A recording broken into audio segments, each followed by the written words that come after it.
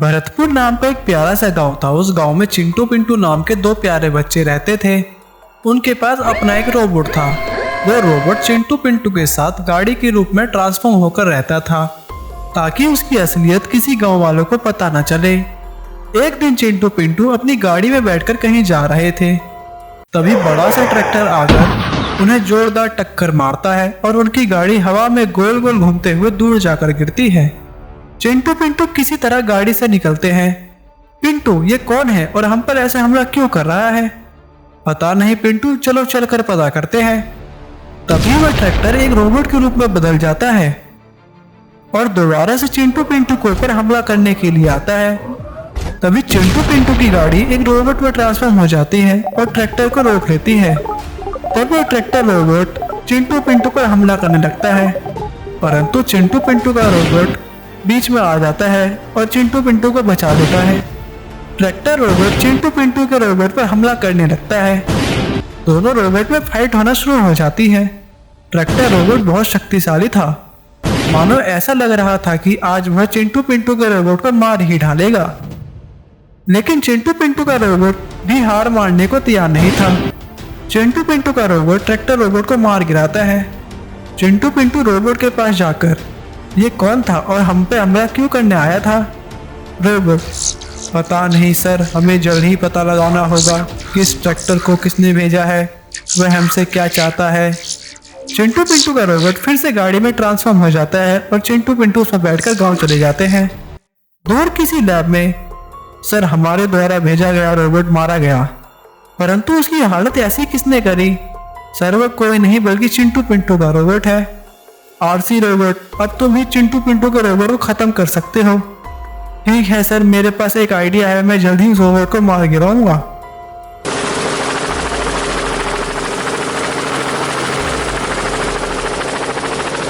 अगले दिन कुछ लोग मास्क पहनकर गांव में जाते हैं और पूरे गांव में जहरीली गैस फैला देते हैं और गांव वालों के साथ चिंटू पिंटू को भी किडनैप कर ले आते हैं।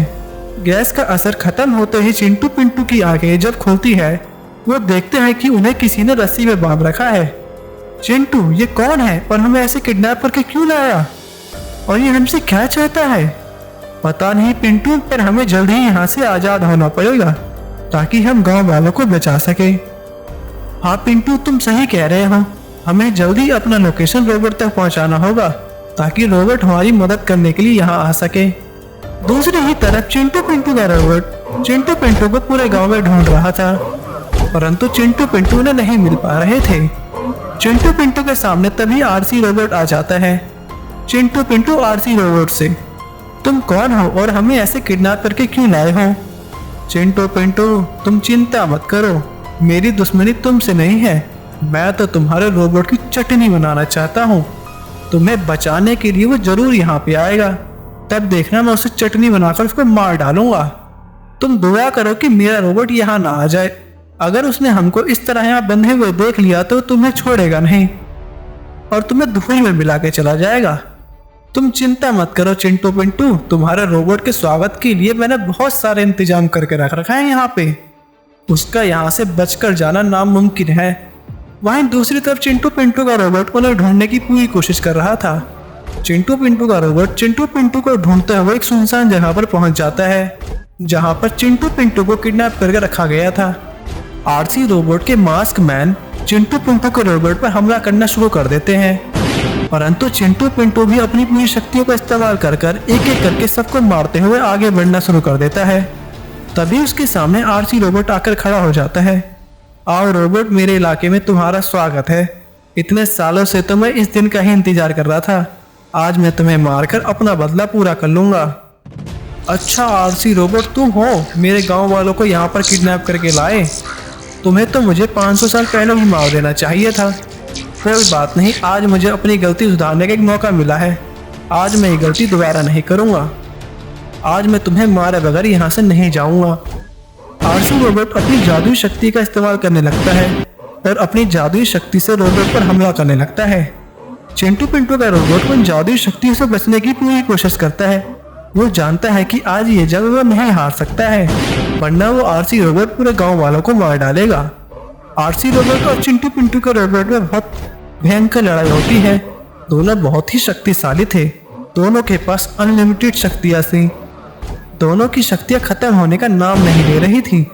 काफी देर तक फाइट होने के बाद चिंटू पिंटू का रोबोट इस आरसी रोबोट को मार डालता है और चिंटू पिंटू के साथ पूरे गांव वालों को उसकी किडनैप से निकाल कर ले आता है। भरतपुर नाम का एक प्यारा सा गांव था। उस गांव में सब खुशी खुशी रहते थे। उस गांव के बीचों बीच एक तालाब था। उस तालाब में गांव के लोग नाव से घूमते और मछलियां पकड़ते थे। उन मछलियों को बाजार में जाकर बेचते थे, जिनसे उनकी जीविका चलती थी। उसी गांव में भानु नाम का एक आदमी रहता था। उसे गांव के लोग बिल्कुल भी पसंद नहीं करते थे। एक दिन भानु तालाब के किनारे से जा रहा था, तभी उसकी नज़र गांव के लोगों पर पड़ती है, जो कि उस तालाब से मछलियां पकड़ रहे थे। वो सोचता है, काश इस तालाब पर मेरा कब्जा हो जाए और मैं इसका मालिक बन जाऊं और सारी मछलियां पकड़कर मैं फिर अमीर आदमी बन जाऊंगा। वह सोचकर अपने घर जा रहा था, तभी उसके सामने एक कार आकर रुकती है और उसमें से एक बहुत बड़ा बिजनेसमैन निकलता है। भानु, मुझे पता है तुम्हें ये गाँव वाले बिल्कुल भी पसंद नहीं करते हैं। मैं तुम्हारी समस्या का समाधान कर सकता हूँ। हाँ सर, बताइए आप मेरी समस्या का कैसे समाधान कर सकते हैं। मानो तुम्हें हमारे साथ शहर चलना पड़ेगा। वहाँ पर हमारा साइंटिस्ट तुम्हें कुछ जादुई शक्तियाँ देगा, जिससे तुम इस गांव को तबाह कर सकते हो।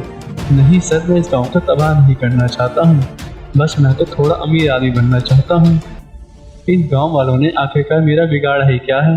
इन गांव वालों को हमेशा मैं परेशान करता था, इसलिए वह मेरे साथ ऐसा व्यवहार करते हैं। इनमें इनका कोई दोष नहीं, ये तो बहुत सीधे साधे लोग हैं। परंतु व्यापारी उसे अपनी बातों में लेकर आ ही जाता है और उसे शहर लेकर चला जाता है।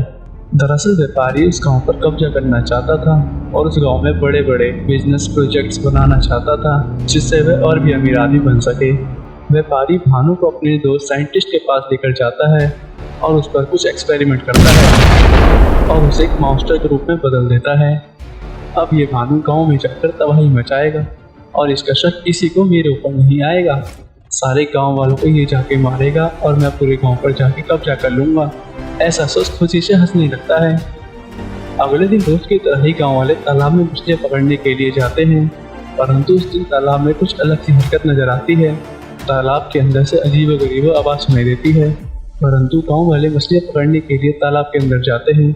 जैसे ही वो तालाब में जाते हैं, वो सब डूबने लगते हैं, मानो उन्हें कोई पकड़कर नीचे खींच रहा हो। अरे हमें बचाओ, हमारी मदद करो, हमें कोई डुबा रहा है। परंतु उन्हें कोई नहीं बचा पाता है और वह तालाब में डूब जाते हैं। जैसे ही कोई उस तालाब के आसपास से जाता तो वह उसके अंदर डूबने लगता। धीरे धीरे गांव वालों ने तालाब में मछलियां पकड़ना बंद कर दिया और उस तालाब को भूत का तालाब बोलने लग गए।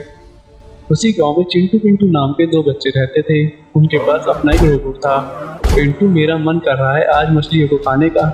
चलो पिंटू, मार्केट चलते हैं और मछलियाँ लेकर आते हैं। वो दोनों पूरे गांव में घूम रहे थे, परंतु उन्हें मछलियाँ बेचता हुआ कोई नहीं मिलता है।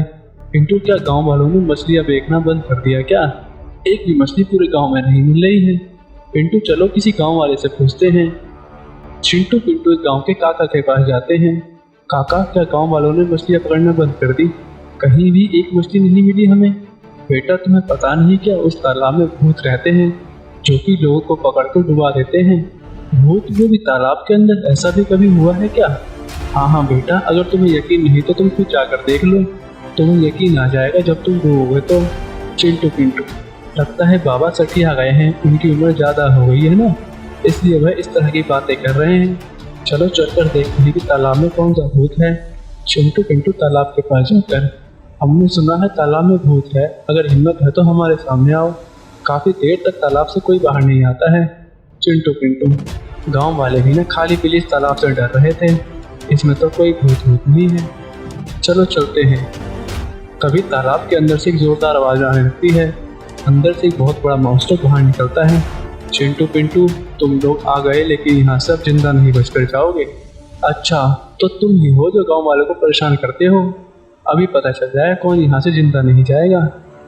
तभी वो मॉन्स्टर तालाब के बाहर आ जाता है और चिंटू पिंटू पर हमला करने लगता है। चिंटू पिंटू, रोबोट जल्दी आओ, हमारी मदद करो। तभी चिंटू पिंटू का रोबोट भागता हुआ आता है और उस मॉन्स्टर से लड़ने लगता है। मॉन्स्टर और रोबोट की लड़ाई शुरू हो जाती है। दोनों बहुत शक्तिशाली थे। साइंटिस्ट ने मॉन्स्टर को बहुत शक्तिशाली बनाया था, परंतु चिंटू पिंटू का रोबोट भी बहुत शक्तिशाली था। दोनों में भीषण फाइट होती है। देखकर बताना बहुत मुश्किल था कि ये फाइट कौन जीतेगा। फाइट होने के बाद चिंटू पिंटू का रोबोट उस मॉन्स्टर को मार गिराता है और उसे तालाब में जाकर फेंक देता है।